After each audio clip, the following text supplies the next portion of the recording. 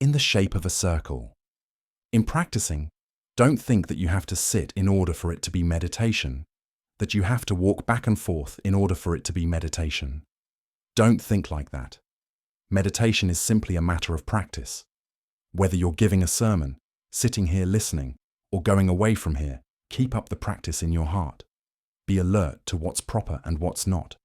Don't decide that it's okay to observe the ascetic practices during the rains retreat and then drop them when the retreat is over. It's not okay. Things don't balance out in that way. It's like clearing a field. We keep cutting away, and then stop to rest when we're tired. We put away our hoe and then come back a month or two later. The weeds are now all taller than the stumps. If we try to clear away the area we cleared away before, it's too much for us. Ajahn once said that we have to make our practice the shape of a circle. A circle never comes to an end. Keep it going continually. Keep the practice going continually, without stop. I listened to him and I thought, when I've finished listening to this talk, what should I do? The answer is to make your alertness a calico, timeless. Make sure that the mind knows and sees what's proper and what's not at all times. Fires and floods. The Buddha taught that this is the way the mind and body are. This is the way they'll continue to be. They won't be any other way. In other words, at first they arise, then they grow old, then they hurt, and then they die. This is such a genuine truth, Grandma, that you're experiencing in the present. It's a noble truth. So look at it with discernment in order to see it. That's all. Even if fire burns your house, even if water floods your home, have it go only as far as the house, only as far as your home. If fire burns, don't let it burn your heart. If water floods, don't let it flood your heart. Let it flood just the house. Let it burn just the house, which is something that lies outside your body. As for your heart, have it let go, for now's the proper time. It's time to let go. Putting down the glass. Practice by letting go. Don't hold on. Or if you hold on, don't hold on tight. Do you understand not holding on? This glass here. We hold on to it to pick it up and look at it. When we know all about it, we put it down. That's called not holding on. In other words, holding on, but not holding on tight. You hold on to take a look and to know, and then you put it down. You're at ease. It's the same with this. The poisoned banana. I came to live in a monastery, ordained as a novice when I was 9. I kept trying to practice, but I didn't understand much of anything in those days. I came to understand only when I was ordained as a monk. Oh, I saw the fear in everything. I looked at the sensuality with which people live, and instead of seeing it as fun as they did, I saw it more as suffering. It's like a custard banana. When we eat it, it's nice and sweet. We know the sweetness of its taste. But if we know that someone put poison in that banana, we don't care how sweet it is if we know that we'll die when we eat it, right? That's the way my views always were. As I was about to eat, I'd always see the poison placed inside it. That's how I kept pulling further and further away, to the point where I've stayed ordained for these many years. Once you see, that sort of thing doesn't tempt you to eat. Studying verses. Going into battle. There have been some scholarly monks who've researched in the texts, who have studied a lot. I tell them to give the meditation a try. This matter of going by the book. When you study in line with the text, but when you go into battle, you have to go outside of the text. If you simply fight in line with the text, you'll be no match for the enemy. When things get serious, you have to go outside of the text. The hand. Those who study the texts and those who practice the Dhamma tend to misunderstand each other. Those who study the texts tend to say, monks who do nothing but practice simply speak in line with their views. They say that without any evidence of any kind. There's actually a way in which both sides are the same thing, which helps us to understand things better. It's like the palm of your hand and the back of your hand. When you stick your hand out straight ahead of you, it's as if the palm has disappeared. But actually it hasn't disappeared anywhere. It's just hidden underneath. In the same way, when you turn your hand palm up, the back of your hand disappears, But actually, it hasn't disappeared anywhere. It's just underneath. You should remember this when you contemplate practicing. If you think that your practice has dwindled away, you stop studying and set your hopes on getting results. But no matter how much you've studied the Dhamma, you won't understand because you don't yet know in line with the truth. Once you understand the true nature of the Dhamma, you begin to let go. This is a willingness to strip away attachments where you don't hold on to anything anymore. Or if you do hold on, it'll gradually grow less and less. This is the difference between study and practice. Written words. Stop. Put your scholarly knowledge in a bundle or a trunk. Don't bring it out to speak. You can't bring that kind of knowledge into here. Here it's a new kind of knowledge. When things actually arise, it's not the same sort of thing. It's like writing the word greed. When greed arises in the heart, it's not the same as the written word. The same when you're angry. When you write anger on the blackboard, it's one thing. It's letters. When it arises in the heart, it's too fast for you to read anything. It comes up in the heart all at once. This is important. Very important. Falling out of a tree. It's the same with dependent co-arising. Ignorance is the condition for fabrications. Fabrications are the condition for consciousness. Consciousness is the condition for name and form. We've studied this and memorized it, and it's true, the way the Buddha has divided things up like this for students to study. But when these things actually arise, they're too fast for you to count. It's like falling from the top of a tree, thump, to the ground. We don't know which branches we've passed. The moment the mind is struck by a good object, if it's something it likes, it goes straight to good. It doesn't know the connecting steps in between. They follow in line with the texts, but they also go outside of the texts. They don't say, right here is ignorance. Right here is fabrication. Right here is consciousness. Right here is name and form. They don't have signs for you to read. It's like falling out of a tree. The Buddha talks about the mental moments in full detail, but I use the comparison with falling out of a tree. When you slip out of a tree, thump, you don't measure how many feet and inches you've fallen. All you know is you've crashed to the ground and are already hurting. The knife. Exercising the body to strengthen it and exercising the mind to strengthen it are the same sort of thing, but the methods are different. In exercising the body, you have to move the different parts, but in exercising the mind, you make it stop and rest, as when you do concentration. Try to get the mind to let go of everything. Don't let it think about this, that, or anything at all. Get it to stay with one object. It'll then gain strength. Discernment will arise. It's like having a knife that you've kept well sharpened.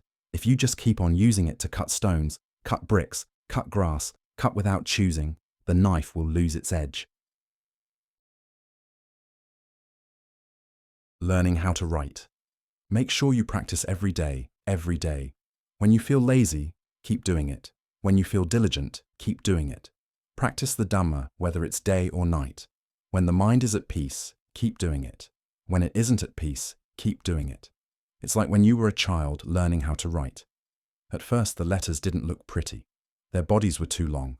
Their legs were too long. You wrote like a child. With time, though, the letters looked better because you practiced. The child and the adult. Concentration and discernment have to go together. In the first stage, the mind will go into peace and quiet through the methods of concentration. The mind will be able to stay quiet only when you sit with your eyes closed. That's tranquility. You have to depend on concentration as a foundation to help give rise to discernment or insight in the end. Then the mind will stay quiet, whether you're sitting with your eyes closed or walking in the middle of a frenzied city. It's the same as this. Once you were a child, now you're an adult. The child and the adult are the same person. In the same way, you could say that tranquility and insight are separate things. Or like food and excrement. You can say that they're the same thing, but looking from another angle, you can say that they're different. A stick. Meditation is like a stick. Insight lies on this end of the stick. Tranquility lies on that end of the stick. If you lift this stick up, will one end of the stick come up with it, or will both ends come up? If you lift it up, Both ends will come up with it. Whatever's insight, whatever's tranquility, it's all this mind. Painting a picture. Success in the practice is connected with discernment. Insight meditation, where discernment and the mind stay together.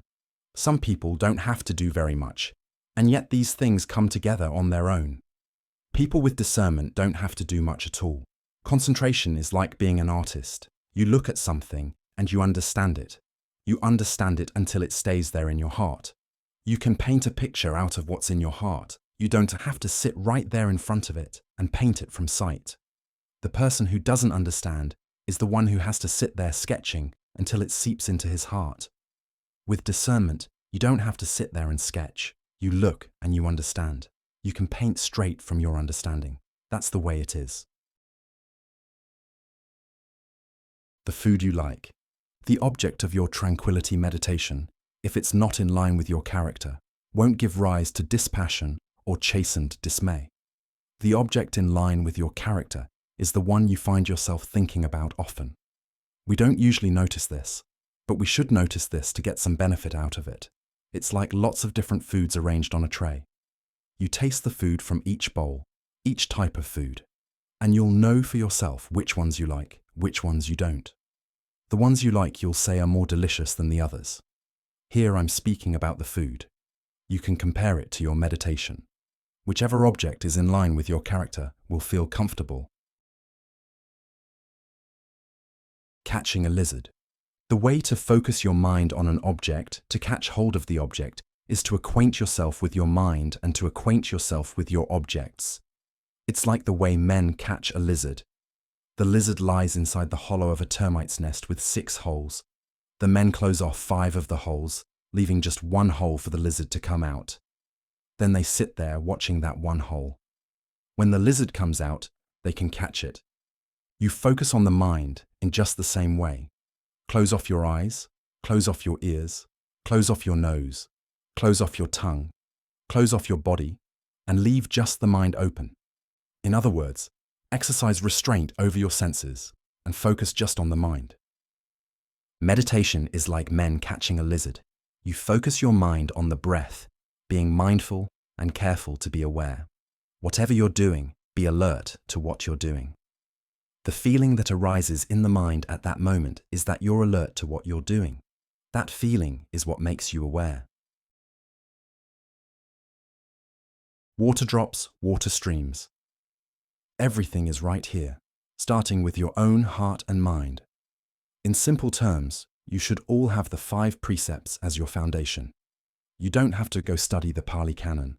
Watch your 5 precepts. Keep working at them always. Do this with care. At first you'll make mistakes. When you realize it, stop, come back, and start over again. Maybe you'll go astray and make another mistake. Call yourself back each and every time, each and every time. Your mindfulness will reach a higher frequency, like water poured from a kettle. If we tilt the kettle just a little to let the water flow out in drops, glug, glug, glug, there are breaks in the flow. If we tilt the kettle a little bit more, the water goes glug, glug, glug. If we tilt the kettle even further, the glugs disappear. The water turns into a steady stream. There are no more drops. Where did they go?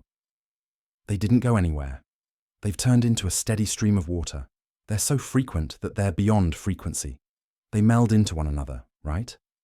That's how they're a stream of water. Herding water buffalo. It's the same with the practice. When we keep watch over our mind, when awareness keeps watch over its own mind, whoever keeps track of the mind will escape from Mara's snares. It's like keeping herd on a water buffalo. 1. Rice plants. 2. Buffalo. 3. Buffalo's owner. The buffalo wants to eat the rice plants. The rice plants are what the buffalo wants to eat. The mind is like the buffalo. Its objects are like the rice plants. Awareness is like the buffalo's owner. When we keep herd on a buffalo, we have to follow it to make sure it doesn't eat the rice plants. We let it loose, but we try to keep watch over it. If it gets near the rice plants, we yell at it. When the buffalo hears us, it'll back off. But we can't be complacent. At the very least, don't take a nap in the middle of the day. If you take a nap in the middle of the day, the rice plants will be all gone for sure. Beating the buffalo. The mind is like the buffalo. Its objects are like the rice plants. Awareness is like the buffalo's owner. What do you do when you keep herd on a buffalo? You let the buffalo loose, but you try to keep watch over it. If it gets near the rice plants, you yell at it. When the buffalo hears you, it'll back off. But you can't be complacent. If it's stubborn and won't listen to you, you have to take a heavy stick and really beat it. And then, where do you think it'll go? Teaching a child. So in this practice, we're told to sit. That's the practice of sitting. And then you keep watching. There will be good moods and bad moods all mixed together in line with their normal nature. Don't simply praise your mind. Don't simply punish it. Have a sense of time and place with it. When the time comes to praise it, give it a little praise, just enough. Don't spoil it. It's like teaching a child. Sometimes you have to spank it. Take a small switch and spank it. You can't not spank it. In other words, you have to punish it sometimes. But you can't keep punishing it all the time. If you punish it all the time, it'll simply go astray. If you keep on giving it pleasure, keep on giving it rewards, it won't be able to get anywhere. Standard form. The standard way to sit in concentration is to sit with your legs crossed, right leg on top of the left leg, right hand on top of the left hand. Sit up straight. Some people say you can do it walking. You can do it sitting. So can you do it kneeling? Sure. But you're beginning students. When you learn how to write, you have to practice making clear letters first, with all their parts. Once you understand your letters, and you're writing just for yourself to read, you can write in a scrawl if you want. It's not wrong. But you have to learn the standard form first. Sowing rice. Sit watching your in and out breath. Stay relaxed and comfortable, but don't let yourself get distracted. If you're distracted, stop. Look to see where the mind went and why it isn't following the breath. Go looking for it and bring it back. Get it to keep running along with the breath, and one of these days you'll come across something good. But keep on doing what you're doing. Do it as if you're not expecting to get anything from it. Nothing will happen. You don't know who's doing it, but you keep on doing it. It's like taking rice from the granary and sowing it on the ground. It looks like you're throwing it away. You scatter it all over the ground as if you're not interested in it. But it'll turn into sprouts and plants. You put the plants in the paddies, and in return, you get to eat rice treats. That's just how it goes. Teaching a child. Sometimes the breath isn't right. It's too long, too short, and it puts you in a frenzy. That's because you're fixing your mind too strongly on it. You're squeezing it too much. It's like teaching a child how to sit. If you beat it every time, will it become intelligent? You're controlling it too much. It's the same here. Think about it. When you walk from your house to your orchard, or from your house to your workplace, why aren't you irritated by the breath? Because you don't grab hold of it. You leave it alone in line with its affairs. The parts of the body that hurt are because you focus and fix your mind on them too strongly. Sending off a relative. Watch the breath. Focus on the breath. Gather the mind at the breath. Just be aware at the breath. You don't have to be aware of anything else. Keep making your awareness more and more refined until it feels very small, but extremely awake. The pains that have arisen will gradually grow calm. Ultimately, we watch the breath in the same way that when relatives have come to visit us, we see them off to the boat dock or the bus station. Once the motor starts, the boat goes whizzing right off. We watch them until they're gone, and then we return to our home. We watch the breath in the same way. We get acquainted with coarse breathing. We get acquainted with refined breathing. As the breathing gets more and more refined, we watch it off. It gets smaller and smaller, but we make our mind more and more awake. We keep watching the breath get more and more refined until there's no more breath. There's just awareness, wide awake.